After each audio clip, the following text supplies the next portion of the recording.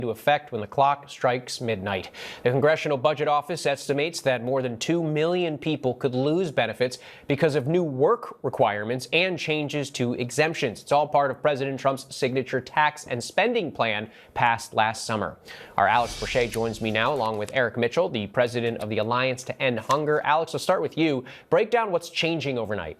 Well, Andrew, let's start with this work requirement, a new 80 hours per month work requirement for able-bodied individuals. Also, a part of that is now they're for individuals that are aged 18 to 64. Previously, the work requirement capped out at about 55. And for family members that take care of dependents, they used to have an exemption for dependents under the age of 18. Now that has shrunk, and it ends for dependents under the age of 14. We also saw exemptions removed for homeless individuals, veterans, and young adults who are in foster care. Additionally, this bill significantly restricts benefits to only apply to certain lawful permanent residents here. It eliminates eligibility for others legally present in the United States. But as you mentioned, the Congressional Budget Office estimates that between 2025 and 2034, 1.1 million people will lose SNAP benefits. Another 1 million people, it estimates, could have those benefits reduced because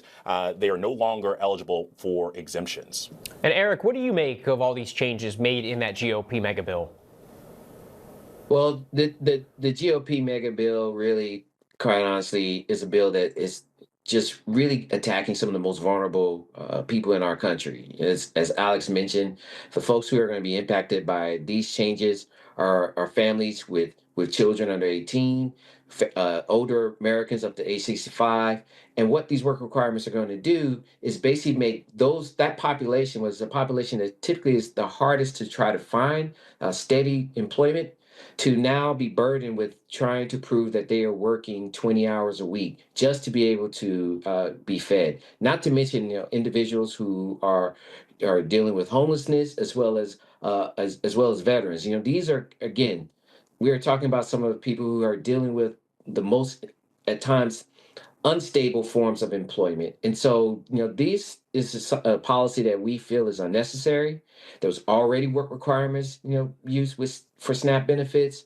And so by extending it and making it even harder, you're just increasing the burden on more Americans. And so with that, Eric, what do you think the result here could be for those millions of Americans? Well, it's not only going to just be those millions of Americans who, like Alex mentioned, the over a million people who will lose their benefits, and the additional million people who will see their benefits reduced, but it also puts a strain on the broader community. Food banks are already struggling across this country to try to make sure they have enough food on the shelves to be able to take care of those who are trying to put food on the table, as well as your local grocery markets and others who rely on individuals who are receiving SNAP benefits to kind of keep the economy moving forward.